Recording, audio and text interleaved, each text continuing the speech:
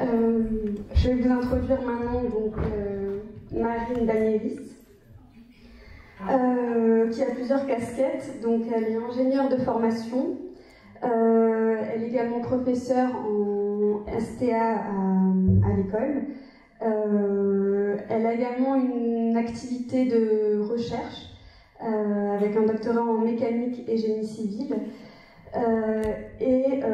Donc une activité également une production littéraire. Sa dernière actualité est la production d'un ouvrage collectif aux éditions Cosa Montale sur le mythe de la pierre, le mythe de Pierre, pardon, où elle publie un article écrit en collaboration avec une ancienne étudiante, Martha Popp. Et pour ce séminaire, vous avez également une activité libérale. Vous développez un logiciel de conception assisté par ordinateur, dont vous pouvez consulter le code le code informatique dans la publication Spatium. Et pour ce séminaire, vous allez nous parler de l'ordre algorithmique, donc qui serait un nouvel ordre architectural où un nouvel acteur viendrait bouleverser le processus de conception, et ce nouvel acteur serait le code informatique. On vous écoute. Merci beaucoup Anna pour cette présentation.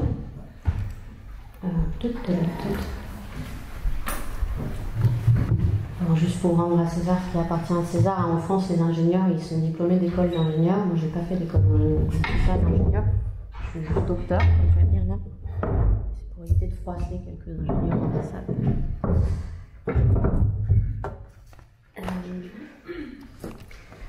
Alors, donc bonjour à tous. Je remercie les organisateurs de cet événement de m'avoir invité pour échanger au cours de cette table ronde. Ce que je souhaite évoquer aujourd'hui ne concerne pas directement mes travaux de recherche, mais propose en quelque sorte une sorte de pause réflexive sur ce travail de recherche et d'ingénierie qui m'amène à côtoyer et voire à travailler avec des architectes et occasionnellement des artistes aussi.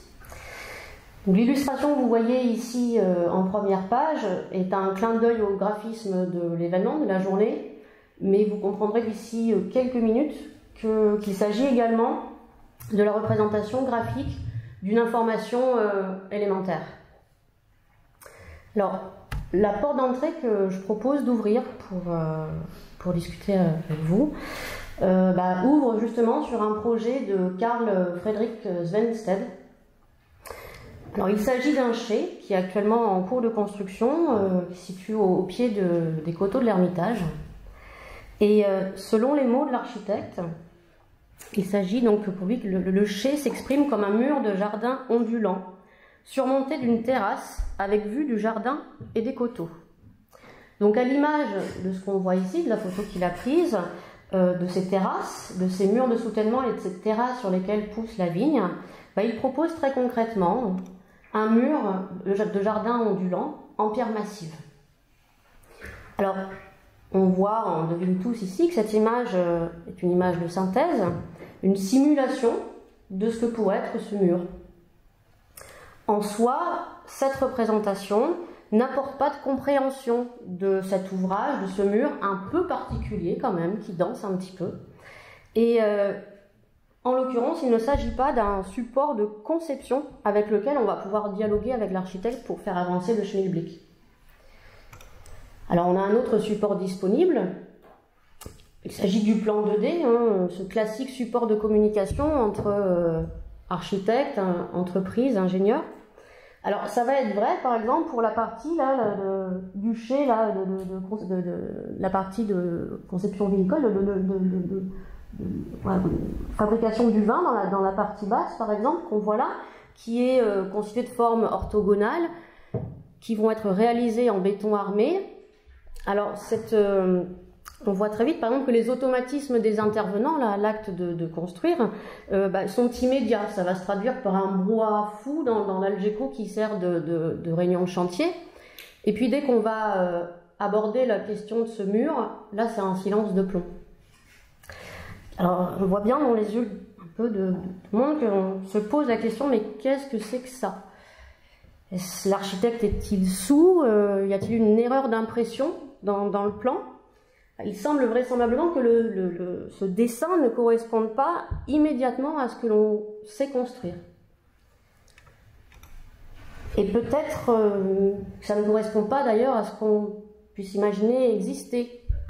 Alors on voit ici une autre tentative d'un plan, d'une représentation, c'est à l'étape de projet ce plan, qui est par coupes en fait successives. Vous voyez, vous avez des coupes verticales qui suivent les fils classiques, là, qui suivent l'orientation des poutres en béton armé, et qui interceptent le mur là où ça tombe, ce qui nous donne des découpes. Et puis on fait des coupes dans l'autre sens, horizontales, à différentes altitudes du mur. Ça donne également une idée de l'évolution, de l'ondulation de ce mur de pierre. On voit tout de suite qu'à certains endroits, ça va être sport. Hein. Par exemple ici. Et donc il va potentiellement falloir modifier un petit peu la forme de ce mur si on veut en garantir la stabilité. Alors on se dit ok, mais comment opérer ces modifications? D'accord? Êtes-vous en mesure, vous, avec ce document, par exemple, nous, là, tous, sommes-nous en mesure de concevoir au sens de se représenter un objet par la pensée, par ce moyen d'écriture? Alors, on se dit, il n'y a bien qu'une machine pour dessiner précisément un objet pareil dans toutes ses variations géométriques, ou peut-être le vivant de le faire, le paysage aussi, comme l'inspiration de l'architecte, mais la main et le cerveau, alors on peut arguer les dernières évolutions technologiques en faisant appel aux représentations 3D, telles que vous pouvez le deviner là, juste en bas, la fameuse maquette 3D. Ok, regardons.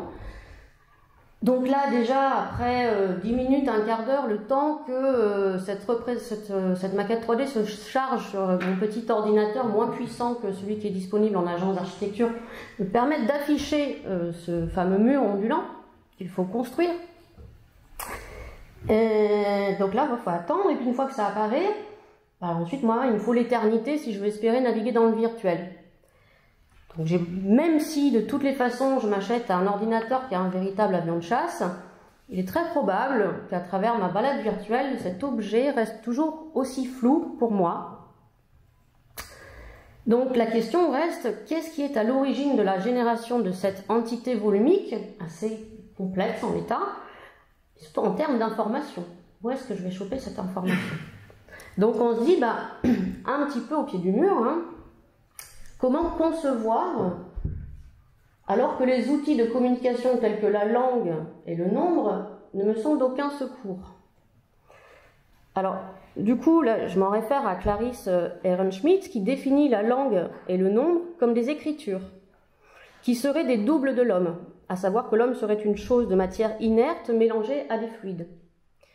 Alors, et je prends le risque aussi de considérer que la représentation en plan, telle qu'on a pu les voir juste à l'instant, serait une sorte d'hybride entre ces deux grands domaines graphiques que sont la langue et le nombre. Alors, l'écriture, selon Clarisse Ehrenschmidt, signifie en quelque sorte une externalisation d'un organe, ou du moins de l'idée d'un organe qui est à l'origine de ce qui va être écrit. Par exemple, l'écriture de la langue, dont l'origine porte à peu près à moins 3300 en Mésopotamie, serait l'externalisation de la bouche. Ce sens que les mots, en fait, seraient animés par le fluide qui serait la salive. Il m'en manque un petit peu d'ailleurs là. L'écriture des nombres, dont l'origine, elle, est portée à moins 650 en Ioni, là, une zone dans l'actuelle Turquie, serait, elle, l'externalisation de l'œil, au sens où pour pouvoir compter, il faudrait voir, et pour donner une valeur à quelque chose, il faudrait également pouvoir la voir. Et cet œil serait animé par la lumière, qui est une sorte de fluide au sens des Grecs anciens. Et là, je vois bien que dans le cas de ce travail à effectuer pour que ce mur se construise, ni la bouche de l'architecte, ni mes yeux ne m'aident. Alors, en conséquence, comment faire mon travail, en quelque sorte? Un travail, c'est cultiver un savoir-faire, et en l'occurrence au sein de ce continuum numérique. Alors du coup, je vous précise tout de suite que je ne vais pas avoir l'ambition en un quart d'heure, 20 minutes de vous décrire tout le continuum numérique. Je vais juste m'arrêter sur un laps de ce continuum qui servira de toutes les façons à illustrer le propos dans une plus grande globalité. Et donc justement, ce propos, après cette introduction, je vous propose de l'aborder en 3 points. D'abord en évoquant la 3e écriture que propose Clarisse Ehrenschmidt. Il s'agit du code informatique dont on fixe lui l'apparition vers les années 50, 1950 en Europe. Donc l'écriture informatique serait-elle l'externalisation du cerveau qui est animée par le fluide électrique des neurones, un petit peu à l'image de l'ordinateur qui est alimenté par l'électricité. Donc nous allons voir comment cette 3e écriture, eh bien, c'est elle qui va nous sortir de l'embarras dans le cas de ce projet. Et puis on peut s'interroger dans un second temps sur les rapports qui existent entre le code informatique et son masque, c'est-à-dire l'interface graphique. C'est ce que j'entends par cette espèce de formulation étrange dont vous allez comprendre le sens, TUI versus GUI. Et puis enfin, je tenterai d'évoquer dans quelle mesure la maîtrise de cette dernière écriture, qui est le code informatique, devient un moyen de développer un savoir-faire au sein de l'automatisation qu'implique la technologie numérique. Et puis la conclusion ouvrira finalement sur des enjeux pédagogiques. Alors, il est certain que pour dessiner ce mur qui ondule, l'architecte et ses collaborateurs n'ont pas dessiné colonne après colonne, mais qu'ils se sont assistés d'un code numérique pour pouvoir le générer.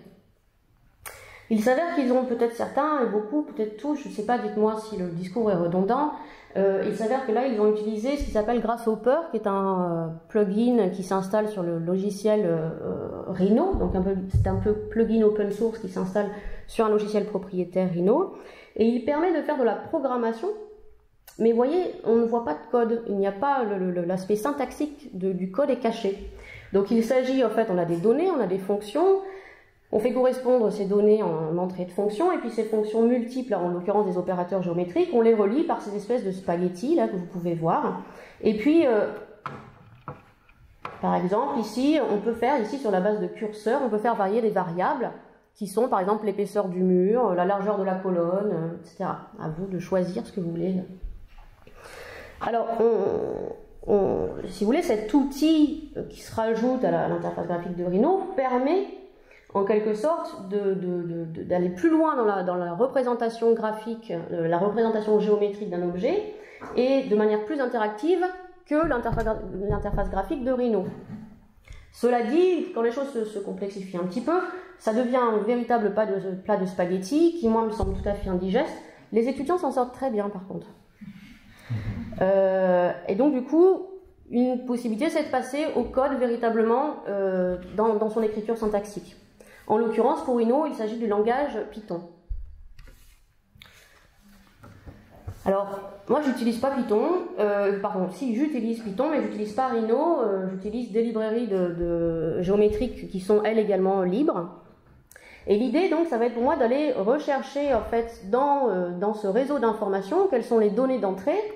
Et puis, alors, en l'occurrence, qu'est-ce qui vient donner, qu'est-ce qui est là, ici, à grignoter en entrée. Et puis, quelle est la suite d'opérateurs, en fait, géométriques, de comprendre ce qu'ils sont appelés pour pouvoir le reproduire. Et si vous voulez, en quelque sorte, de me permettre enfin de comprendre ce qu'il en est de ce mur, de cet ouvrage, et de savoir surtout comment interagir avec. Alors là, l'information, par exemple, de la donnée élémentaire, j'ai enfin pu la récupérer. Elle est enfin là, elle est enfin écrite. On peut enfin la voir. Et il s'agit qu'en fait, ce mur, il est construit sur une vingtaine de courbes qui sont contrôlées, en fait, définies par des points. Chaque courbe, en l'occurrence, ici, dans ce qu'on peut voir, alors, c'est pas, on ne prend pas ça tous les matins au petit déjeuner, mais on peut voir que chaque courbe est contrôlée ici par, on voit 1, 2, 3, 4, 5, par 5 points. Je ne rentre pas dans le détail du reste, c'est tout ce qui va nous intéresser pour le moment. Et puis, si on représente ce qui est écrit, cette information écrite, eh bien, on obtient ça. On obtient ces courbes-là, qui sont l'entrée en matière, finalement, de la conception. Et voire même si on remonte, finalement, à l'information nécessaire, eh bien, ce ne sont plus que ces points qui contrôlent ce mur.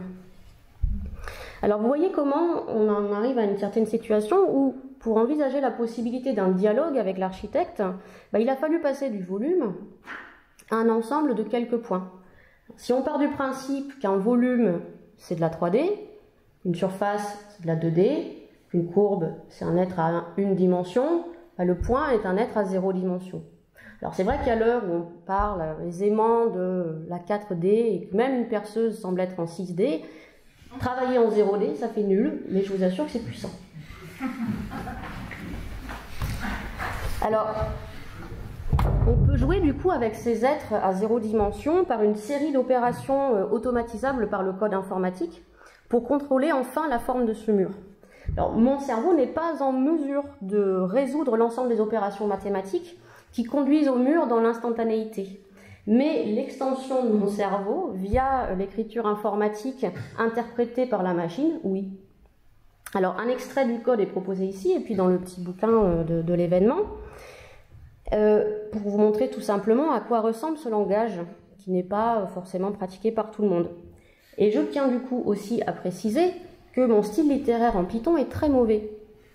Si un véritable programmeur s'est amusé à lire ce que j'écris, il se peut qu'il se soit horrifié par un certain moment. Il s'agit d'une écriture, et comme on a pu ressentir tous une émotion en lisant un texte, comme un mathématicien peut être ému devant une belle équation, je vous assure qu'on peut être ému devant un beau code, ça m'est déjà arrivé. Alors du coup, nécessairement, un code informatique, c'est paramétrisable. Et en faisant varier ces paramètres, on va pouvoir obtenir une infinité de murs virtuellement possibles. Et vous en avez ici, par exemple, une simulation la simulation de plusieurs murs. Évidemment, considérer le continuum dans son intégralité et dans son ensemble, ça revient en fait à valider la préexistence virtuelle d'un simulacre de mur, d'accord, qui soit esthétiquement, mécaniquement et constructivement viable dans la réalité. Cette préexistence virtuelle va vraiment diriger ce qui va pouvoir ensuite exister. Et je dis constructivement viable parce que, bien entendu, vous voyez que vu la complexité de la forme, l'unicité et la complexité de chaque bloc de pierre va nécessiter une fabrication par commande numérique. Donc ce continuum va aller jusqu'au, finalement, le pré-chantier. Alors, du coup, on voit bien que l'ensemble des opérations qui sont effectuées par le code informatique a besoin d'être visualisé, soit sous forme syntaxique, comme ici, d'accord ? C'est ce qu'on appelle le Text-Based User Interface, soit sous forme graphique, comme ici, ce que l'on va appeler le GUI, voilà, un peu ces mots barbares qui peuvent exister dans chacune des communautés. Et finalement, ces deux moyens en fait de représentation sont tout à fait complémentaires. Quel que soit, si on prend, quand on parle de code vraiment très très élaboré, on parle d'architecture de code, on va avoir besoin de représentations graphiques pour comprendre finalement quels sont les processus de l'automatisation, c'est-à-dire comprendre les interrelations qui peuvent exister entre chaque tâche et comprendre le temps, par exemple, passé à chaque tâche. On a besoin de s'assister de cette visualisation graphique et de passer de l'une à l'autre. Là où il me semble qu'il peut exister finalement un certain danger, c'est lorsqu'on se limite à la seule interface graphique, c'est ce que j'entends par le GUI sans TUI, d'accord, le graphique sans l'écriture syntaxique, puisqu'il m'apparaît en fait que dans ce cas, la représentation graphique est un masque opaque d'une écriture. On est alors limité à l'usage du code que le programmeur a bien voulu nous laisser paramétrer via l'interface graphique, qui se veut en plus très souvent user-friendly, comme si on était des bêtas gentils, en quelque sorte. Or, plus les fonctionnalités d'un outil logiciel sont avancées, et plus le recours au code informatique se révèle nécessaire pour garder le contrôle de ce que l'on fait. Dans mon domaine, c'est vrai pour la géométrie, le calcul des structures, la commande des machines numériques, et je pense que dans beaucoup d'autres professions, c'est le cas. Si on prend par exemple le cas de la formation d'un artisan, d'un tailleur de pierre, il va apprendre avant toute chose à fabriquer ses outils. Et il me semble du coup que l'usage du numérique a la même exigence du fait que ce soit pour nous un outil de travail. Donc si on envoie par exemple un artisan ou un tailleur de pierre sur une autre planète, eh ben lui il va savoir tailler, savoir construire ses outils et se mettre à la taille. Si on envoie un ingénieur qui se sera limité à l'interface graphique de son logiciel de calcul, eh ben on l'envoie sur une autre planète, il n'a plus son logiciel, il a plus son... Ben là il ne sait plus calculer parce que l'information, d'accord, sa méthode de calcul est restée systématiquement cachée derrière le masque de l'interface graphique.